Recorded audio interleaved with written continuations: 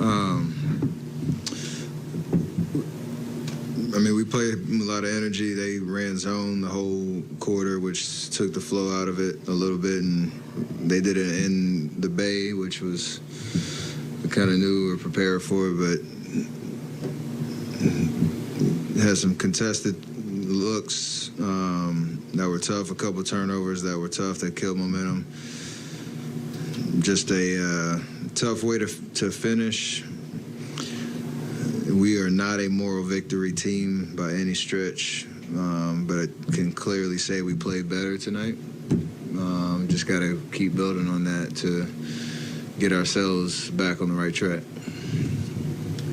You mentioned the zone. Steve kind of thought that's something you guys might see moving forward because it has been effective. What's kind of been the issue for you guys going against it?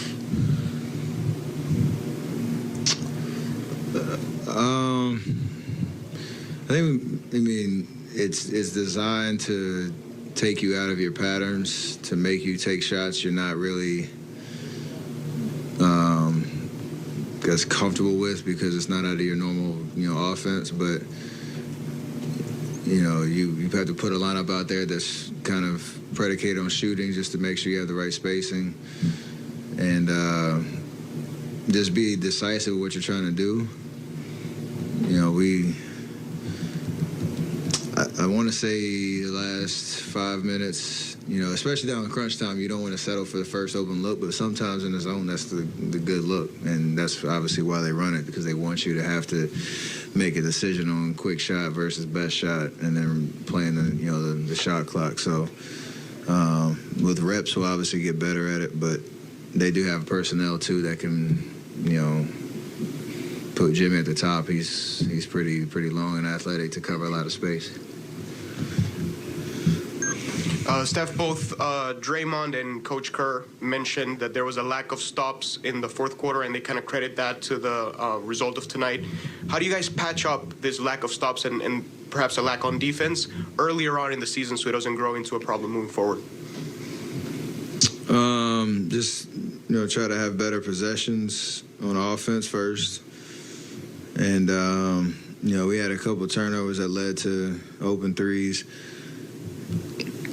In transition, I think the beginning of the fourth quarter, they got comfortable kind of lining us up from three. Certain guys that are out there for a specific reason, we let them get going. When you give up, 41 to Strus and Robinson, it's going to be tough, especially like you say, what they're out there to do, so you got to take that away, and we didn't. We just got to want it. Nobody's going to make it easy on us. We got to really want it. Any thoughts on the late overturn call? It's an awful call. What you think I was supposed to say? I was just walking to the free throw line, thinking that I was going to get 3 free throws and, have an even score with a minute, some change left. It's a tough one. I clearly felt a lot of contact. I don't know what they saw besides the high five contact they talked about, but you got to be allowed to finish your motion, I felt like. Especially when you slow it down in the slow-mo, it's pretty clear there's a lot of contact. But what do I know about calls? Another question for calls for you, because you know so much about them. You say Jordan was called for 3 carries, and Draymond was talking about how that's something that now if you're going to be calling some on one, you're going to have to be calling them on everyone, because as guards, every guard pretty much carries. What's your take on that? Yeah, just be consistent. Let us know how you're going to call it, and that should be the standard every night so everybody can make adjustments. It's how the league works year to year, whatever the point of emphasis is and how the game evolves. And, it's only right that if you're going to call it and be consistent, we'll make adjustments and everybody will keep it moving. That's on them and it's on us to find that middle ground. And